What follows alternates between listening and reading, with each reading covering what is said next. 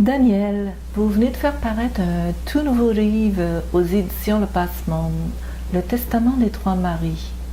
Qui sont ces trois Maries et où votre récit se déroule-t-il au juste? Ces trois Maries, ce sont tout simplement, j'allais dire, Marie Jacobée, Marie Salomé et Marie Madeleine. En fait, c'est l'Église qui a ajouté le prénom de Marie à leur nom. Il y a 2000 ans, c'était tout simplement Jacobée, Salomé et Myriam du village de Magdala. Voilà, ce sont les trois personnages centraux de ce récit. Et le lieu dans lequel l'action de mon récit, de mon témoignage se trouve, eh bien, c'est un petit village français des bords de la Méditerranée, un petit village de Camargue qui se situe près de Nîmes, très exactement, et de Arles, et dont le nom est les Saintes Maries de la Mer, justement. Voilà le lieu, voilà les personnages. Alors, toute l'action se passe pratiquement de nuit sur cette petite plage du sud de la France. Les trois femmes se sont retrouvées et eh bien, elles décident de partager leurs souvenirs, leurs mémoires auprès de celui qui a été leur enseignant en terre de Palestine, en Galilée, en Samarie, en Judée, à savoir le Maître Jésus, bien entendu, le Christ.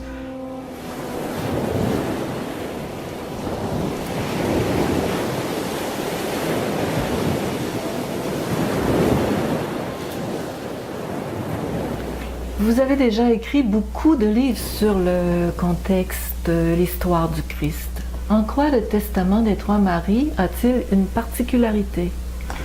Je crois que sa particularité, c'est l'intimité dans laquelle il nous invite, l'intimité de la personne du Maître Jésus et du Christ en réalité.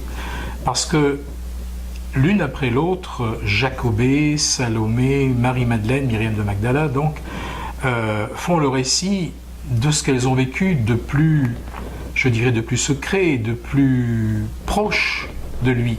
Elles ont eu droit les unes et les autres à des enseignements en privé, en relation avec leurs propres difficultés. Alors c'est peut-être la première fois, effectivement, que je peux entrer par le biais des annales akashiques dans ce genre de contexte extrêmement intime. On y retrouve là un Jésus très très quotidien dans les petits détails de la vie, dans des enseignements en aparté, dans des moments de sa vie également extrêmement privés, puisqu'il est question par exemple de ces robes qui étaient à laver, etc. Donc c'est un regard complètement différent que l'on pose sur l'être qu'il a pu être. Et le fait d'entrer comme cela dans sa vie quotidienne par le regard de trois femmes qui ont eu des expériences privilégiées n'a rien au contraire pour désacraliser ce qu'il a été. Je crois que c'est tout à fait l'inverse qui se passe. En réalité, plus on a la possibilité d'approcher l'être immense qu'il était au quotidien dans les petits détails de la vie, plus on se rend compte eh bien, que sa lumière imprégnait justement chaque détail de cette vie. C'est la première fois également eh bien, que l'on assiste véritablement à travers ce que j'ai pu recueillir. Par exemple, on assiste véritablement à des dialogues relativement intimes entre lui et Myriam de Magdala. Alors ça lève évidemment le voile sur un certain nombre de questions qu'on se posait les uns et les autres. Personnellement, je n'avais jamais pu jusqu'à présent affirmer la réalité d'une telle proximité, non seulement entre Jésus et Myriam de Magdala, mais entre Jésus et des femmes qui sont des figures emblématiques comme Salomé et comme Jacobée par exemple. Donc ce livre est complètement différent parce que justement il rend le Christ plus proche de nous, me semble-t-il. En tout cas, c'est ce que les tout premiers lecteurs me disent, et c'est ce que moi j'ai ressenti aussi pendant près d'une année à force d'écrire quotidiennement ce que je voyais par l'intermédiaire des annales. Et pourquoi appelez-vous ce livre Testament?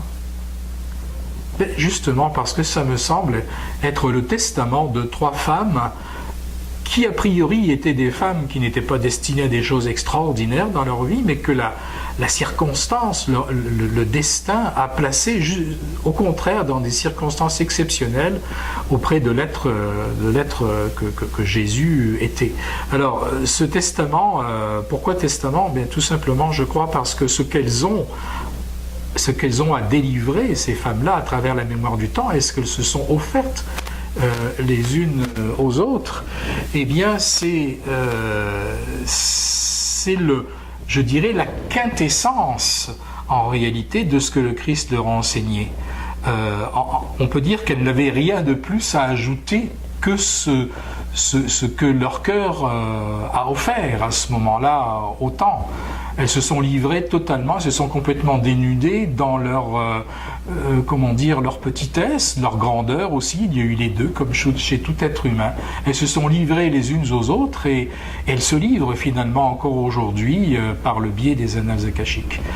Chacune de ces trois femmes, je crois, ne peut pas laisser indifférent qui que ce soit d'entre nous aujourd'hui. Je ne le crois pas, parce que leur discours, je crois, et ce qu'elles ont vécu, ce qu'elles nous livrent, nous renvoie à nos propres problèmes, à nos propres questionnements.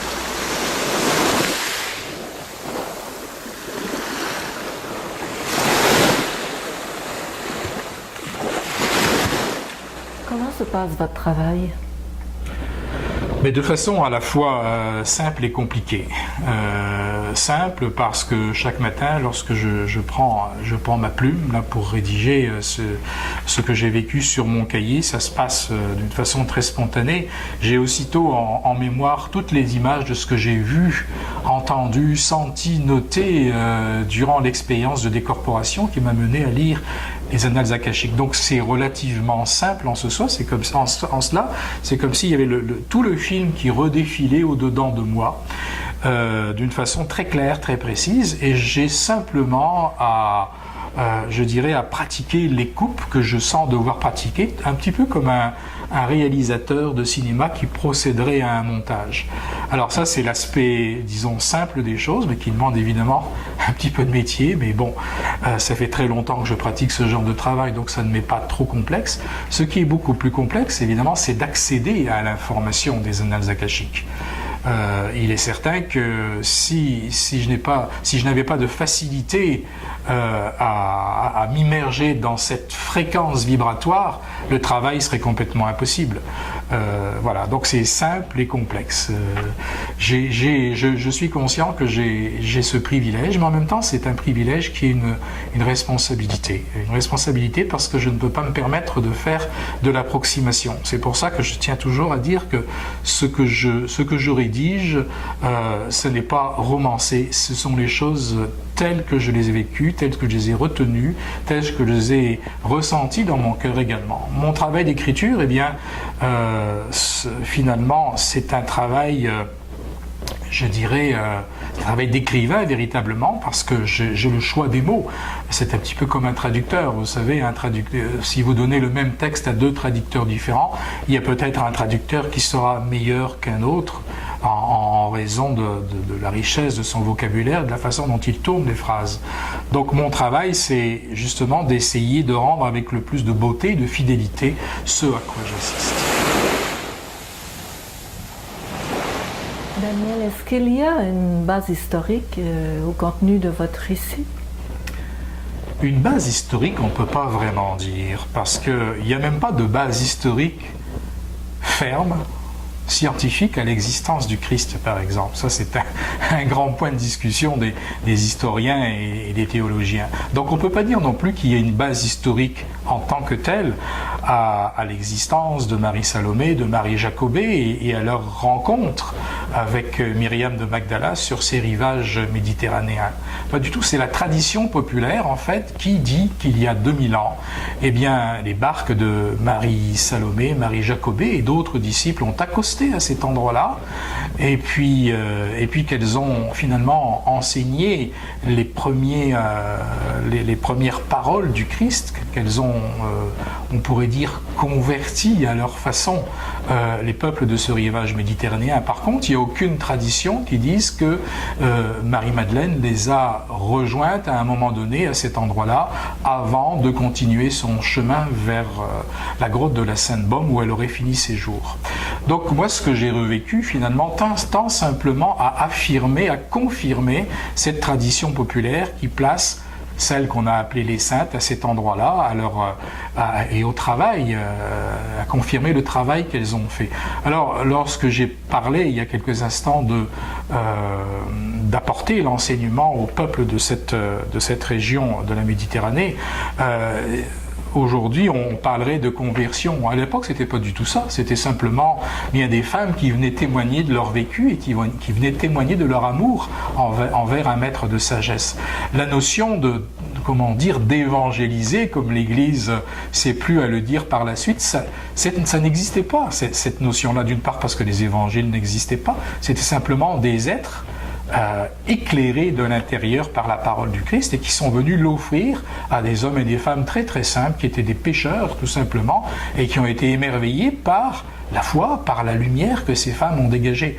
Donc il n'y a pas eu de volonté de conversion, c'était simplement un exemple de vie qu'elles offraient. Donc, encore une fois, il n'y a pas de base historique, simplement je confirme une tradition populaire, comme quoi il n'y a pas de fumée sans feu dans ce coin-là.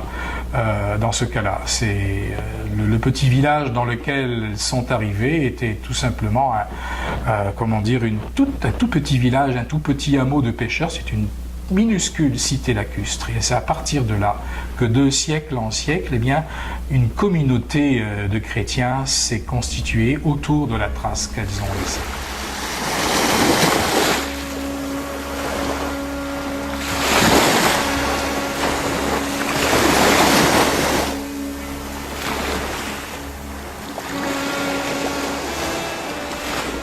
Daniel, par quel regard de ces trois femmes avez-vous visionné ces annales akashiques? Et deuxièmement, le Simon de Mémoire des Seigneurs, a-t-il été présent dans ce récit? Est-il actif? Le regard par lequel j'ai pu avoir accès à la mémoire de ces trois femmes, c'est le regard de Salomé, Marie Salomé, que l'on appelait à l'époque Shlomit.